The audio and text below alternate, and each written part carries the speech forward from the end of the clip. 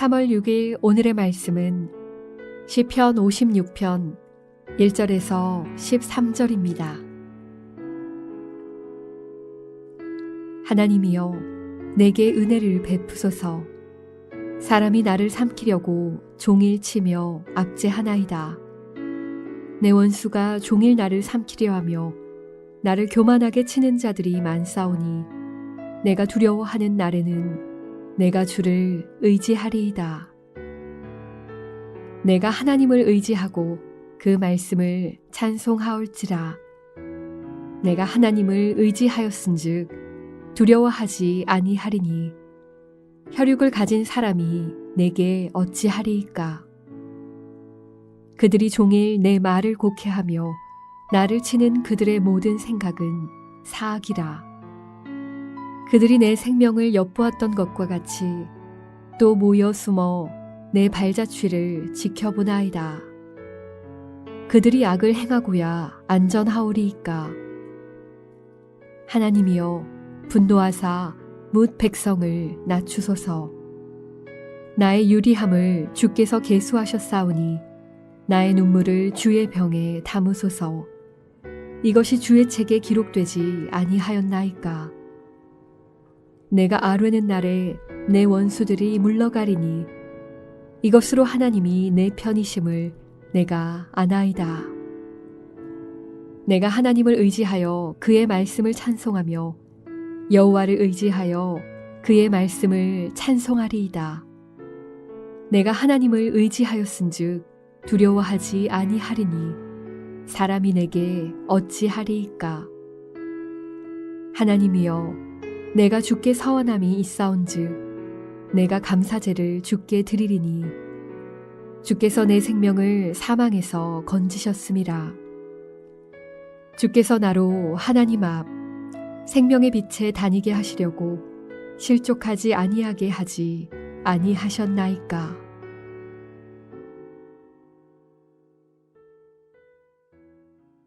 (3월 6일) 토요일 오늘 말씀은 시편 56편 말씀입니다. 시편 56편은 두려움을 주제로 하고 있습니다.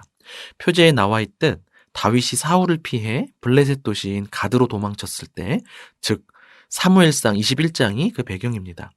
블레셋 장군들이 아기스 왕한테 이 사람은 다윗이 아니니까 사울이 죽인 자는 천천히요, 다윗은 만만이로다 노래했던 자가 아닙니까? 라고 말하자 다윗이 심히 두려워하였습니다. 그래서 미친 채 하며 침을 흘려가면서 겨우 목숨을 건졌던 사건을 기억하시면 도움이 될 것입니다. 그러나 전에도 말씀드렸듯 본문 언어의 모호성이 있기에 특정 사건을 넘어 두려워하고 있는 누구에게나 주시는 말씀으로 생각하고 묵상하면 좋겠습니다. 여러분에게는 어떤 두려움이 있습니까?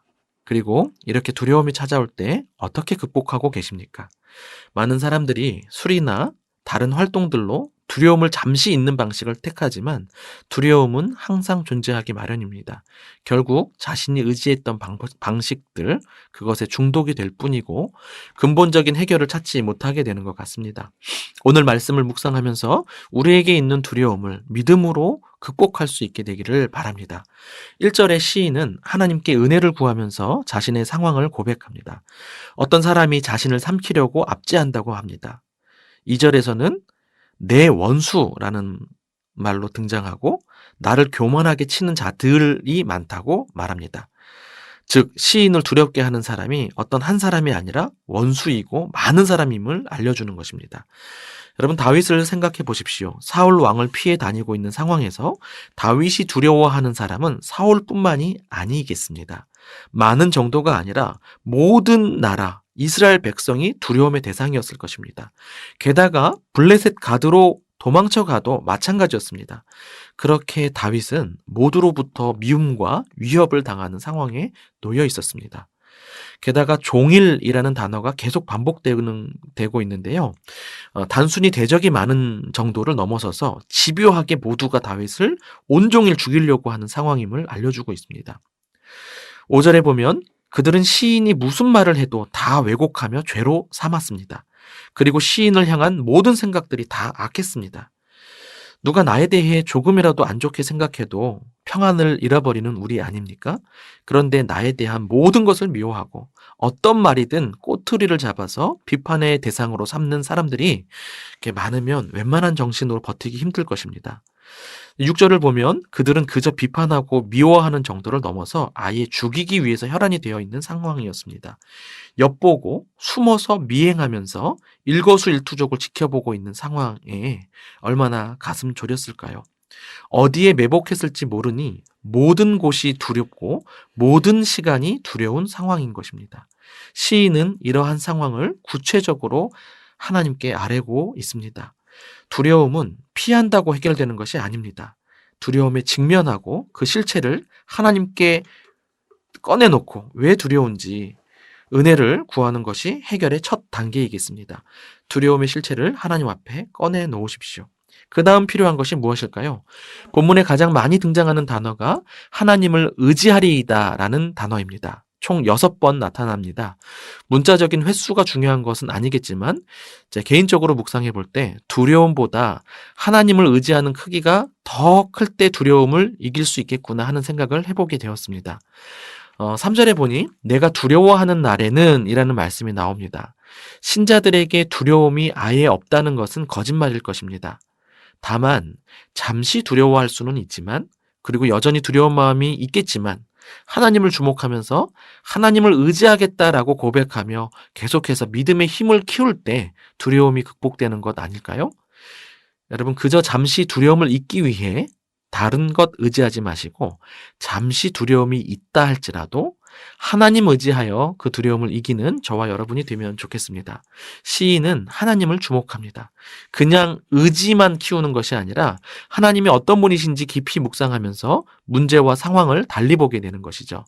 4절과 11절에 혈육을 가진 사람이 내게 어찌하리이까 라면서 하나님 의지하였은즉 두려워하지 않겠다고 고백합니다.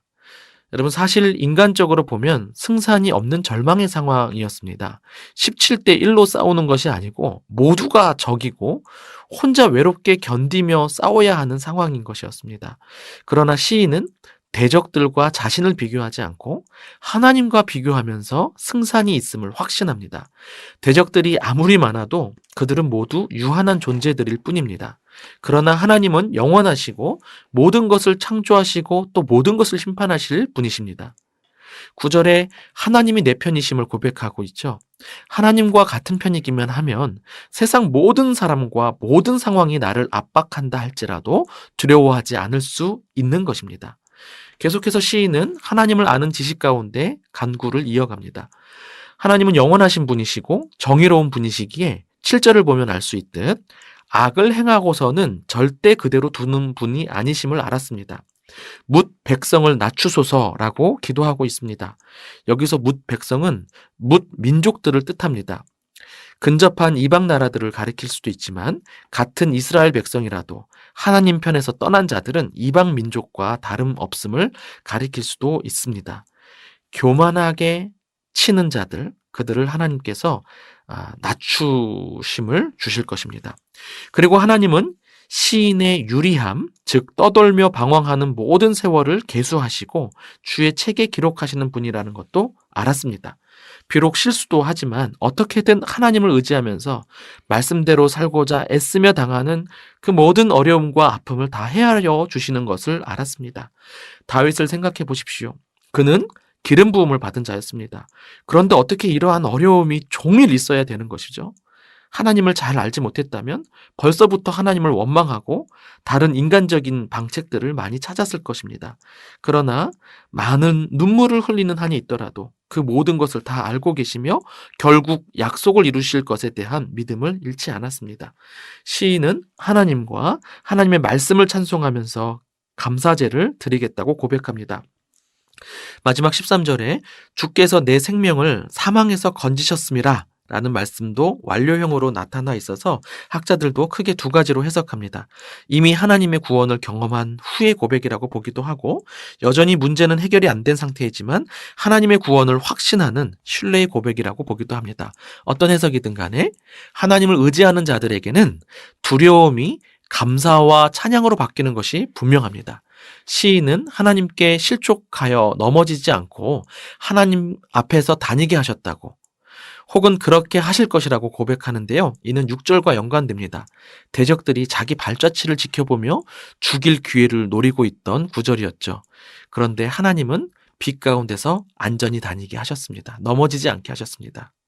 사실 지금도 우리의 대적 마귀가 우는 사자같이 두루 다니며 삼킬 자를 찾고 있습니다. 그래서 베드로 사도도 우리로 하여금 근신하고 깨어있으라고 권면하면서 믿음을 굳건하게 하라고 말합니다. 저와 여러분이 굳건한 믿음으로 두려움을 몰아내고 하나님께 감사와 찬양을 회복하는 이 하루가 되기를 바랍니다.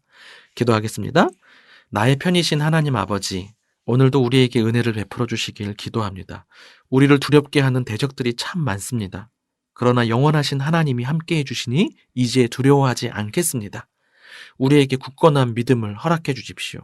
하나님을 의지하고 또 의지하며 살기를 원합니다. 오늘도 우리의 발걸음을 지키시며 하나님 앞에서 거닐게 해 주십시오. 예수님 이름으로 기도합니다. 아멘.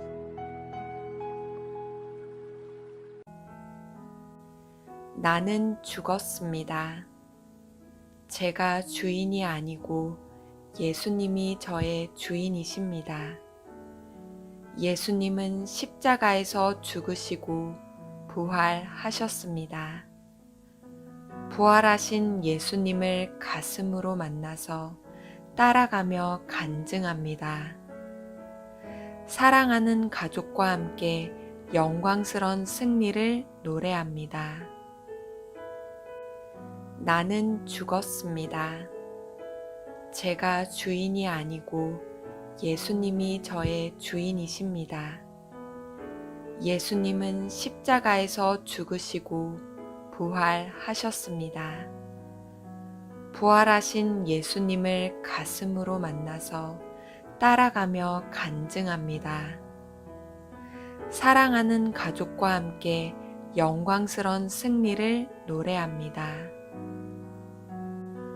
나는 죽었습니다.